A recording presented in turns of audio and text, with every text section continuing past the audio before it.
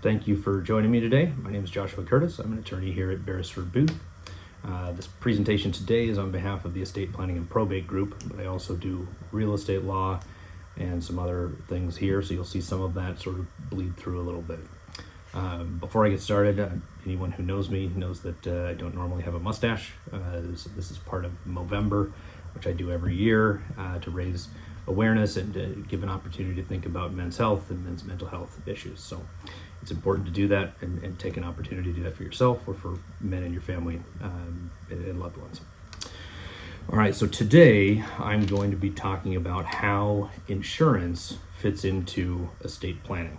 And that might not seem like the most likely topic. A lot of times people think about estate planning, they think about the documents that they have. They have a will, durable power of attorney, healthcare directives, trusts, community property agreements, all of those things. That's what they think about as estate planning. But estate planning is a bigger topic. It's about thinking about what you have, what your goals are, and how you're going to achieve those goals. So I was meeting this week with Mitchell Corwin of the Salish Insurance Group here in Edmonds.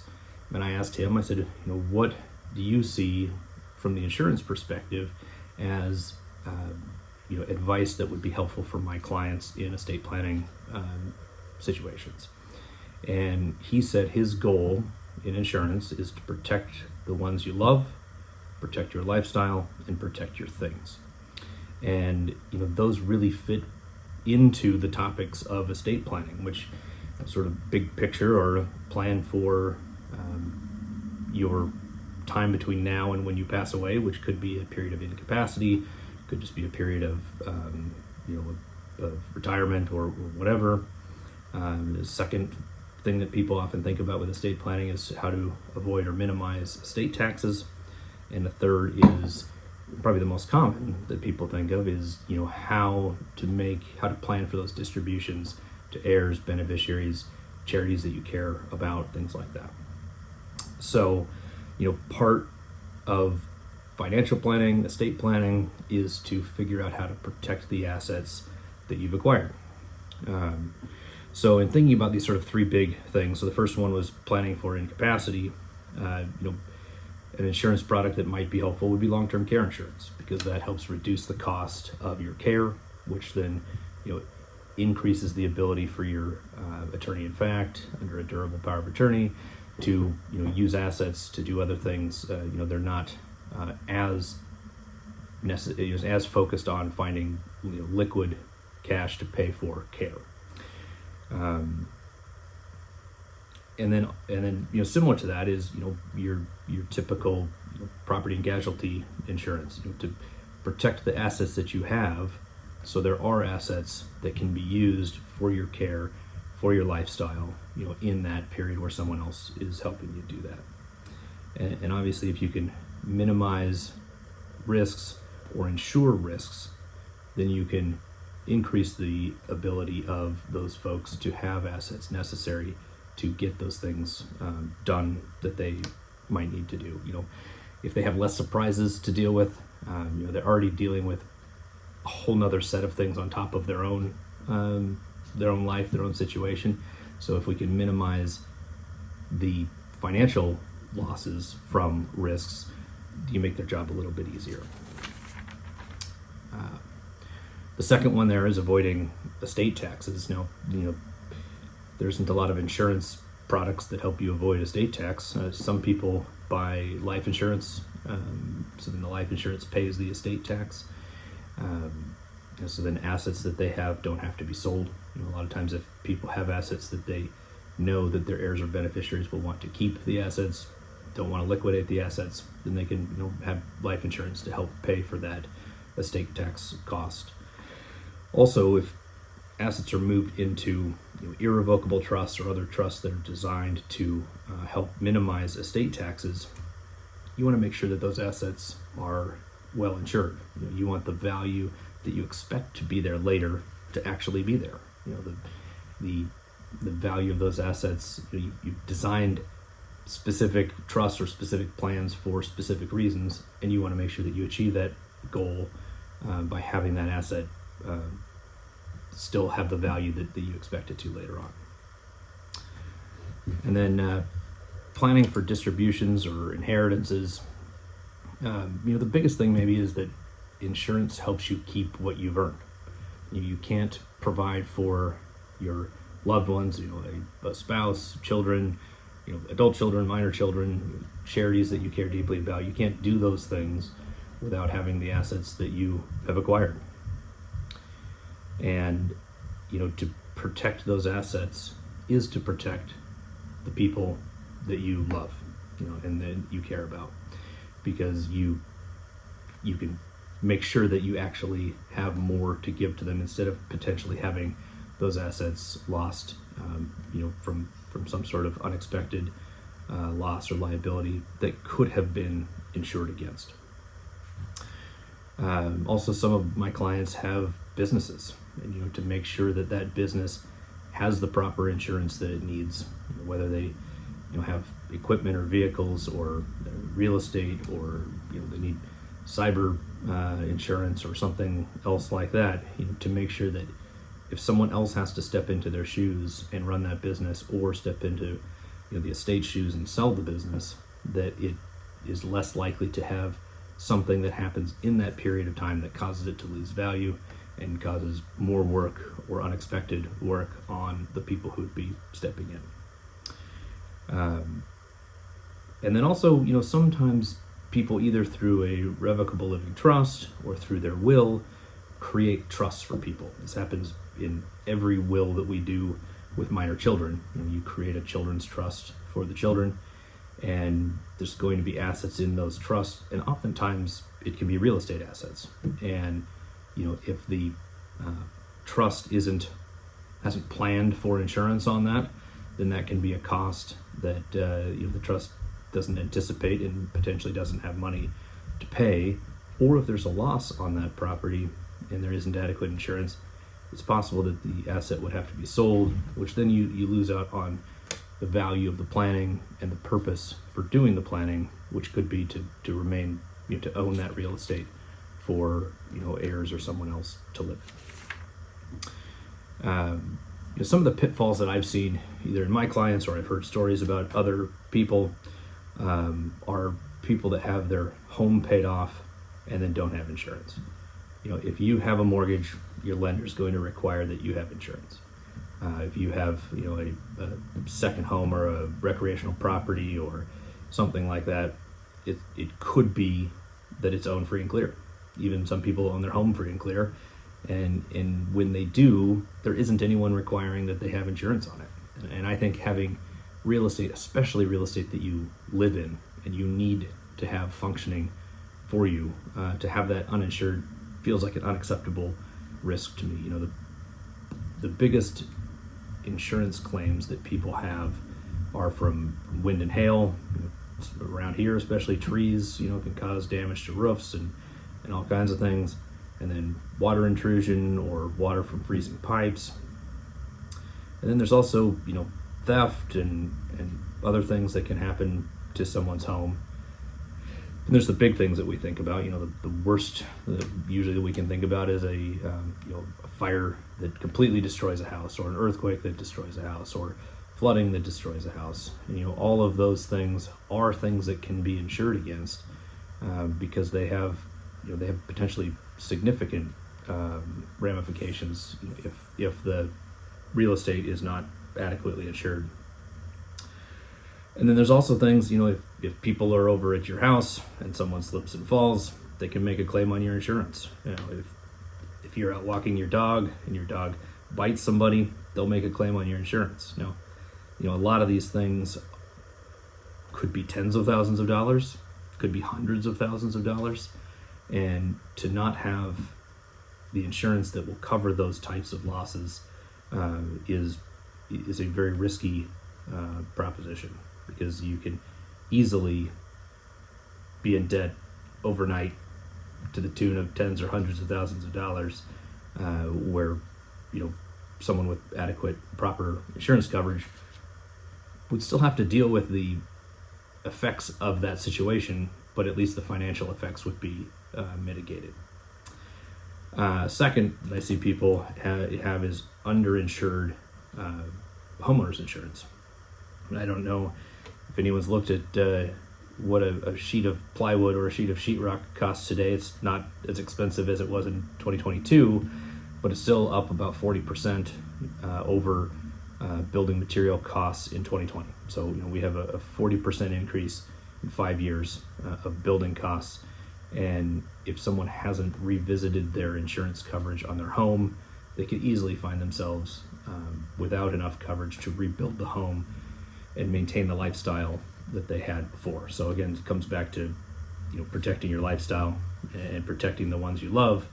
If you don't have adequate insurance, you aren't going to protect yourself, and you're not going to protect the people that have to help make those decisions to take care of you, or the people who are going to ultimately inherit those assets. And then a third is underinsured automobiles. The Washington state minimum is $25,000 of bodily injury for one person, $50,000 of bodily injury for two or more people, and $10,000 in property damage. I don't know of an accident around here in Western Washington with one or more cars that would result in less than $10,000 worth of property damage. So someone could feel like, well, I have what the legislature requires me to have, and they feel like that's adequate coverage. But if they get in a car accident, they could easily cause significantly more damage than that. On top of that's just property damage, it could also cause more bodily injury than $25,000 or $50,000 worth of bodily injury coverage. So to think about those coverages is part of protecting your assets and protecting the people around you who are going to be involved in that. So I asked Mitchell what insurance, how insurance can help. And so we talked about having proper coverages, like we just talked about with your home, your auto. If you have people often have collections of things, art, jewelry, a lot of other things that people have collected or acquired through their lifetime that are expensive, and those things may not be adequately covered under someone's current insurance. And then also, with the business insurance, to make sure that the business coverage that you have is adequate for yourself and to continue the operation of the business without unintended financial surprises later on.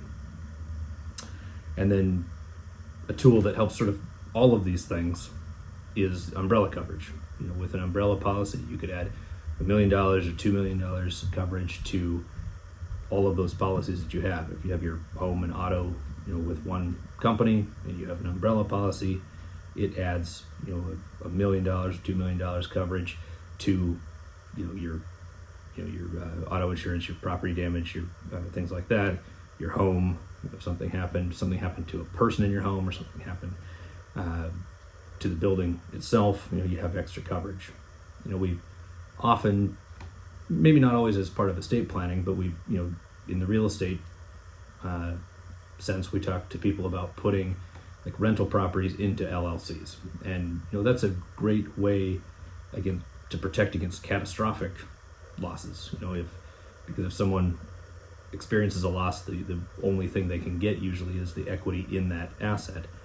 But the types of damage that someone's more likely to have are not catastrophic losses. They're the tens of thousands, to $100,000 worth of losses that an umbrella policy would help to cover. So, an LLC or other putting assets in trust can help with various aspects of asset protection, but insurance is the best way to protect against the types of losses that are more likely to happen to someone.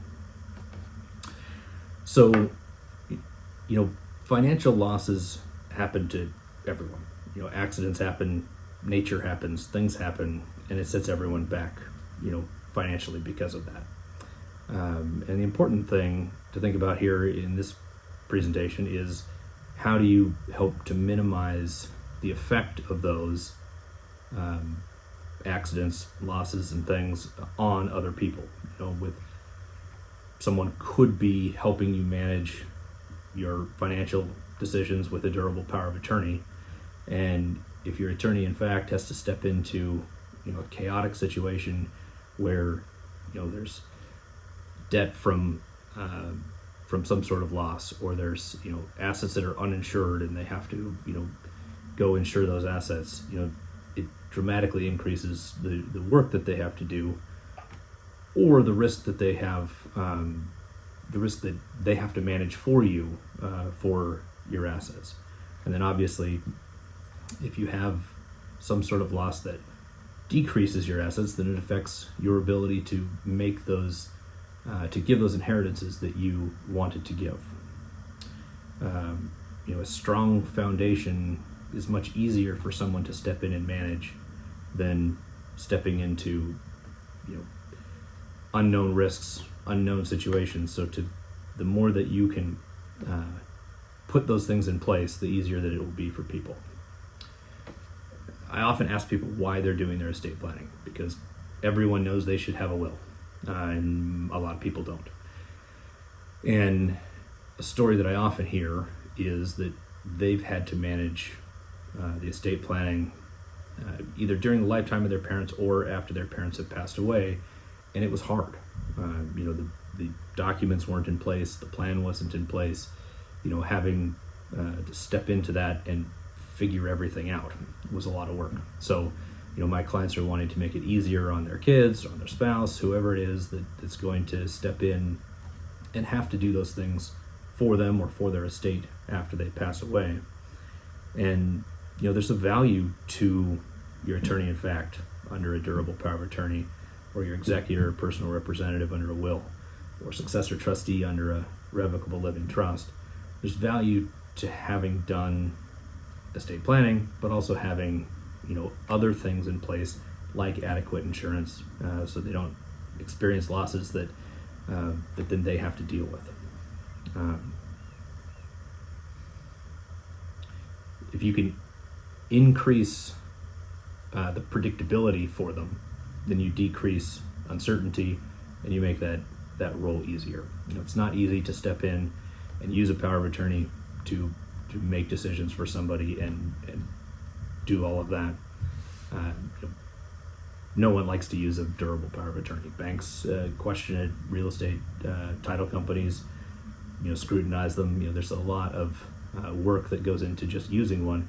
So the easier you can make that for someone, the better off that is. And then obviously, the more you protect your assets, the more assets you have for inheritances. The goal of estate planning isn't just to have you walk out the door with a set of documents. Those documents are the tools that we use, but the real value in estate planning is the work, the advice that's gone into it, and your thought about your assets, what you want, how you're going to achieve those goals, and then the attorney's advice in thinking about what tools work, maybe lifetime giving strategies or insurance, to make sure that you can achieve the goals that you're trying to achieve. So here at Beresford Booth, the approach to estate planning isn't just figure out what documents we need and get the documents signed and out the door. The goal here is to think about everything. Think about if you have a business, if you have a rental home, if you have minor kids, if you're a tenant and have renter's insurance, does it adequately cover your lifestyle to protect you, so you have adequate assets to live out the rest of your days and have the inheritance goals that you're trying to meet. So with your estate planning, think more about how all the pieces work together, and less about what specific documents get you to those goals, and you'll have a more comprehensive plan and steps that you'll be taking throughout the rest of your life, and then make things easier on the people at the end.